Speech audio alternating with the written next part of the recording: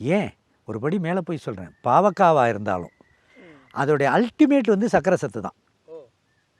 பாவக்காயிலையும் நீங்கள் வேப்பங்காயவே மென்று சாப்பிட்டீங்கன்னா கூட அது கடைசி நிகர்நிலை பொருளாக மாலிகுல்னு பார்த்தீங்கன்னா சாக்கரைட் தான்.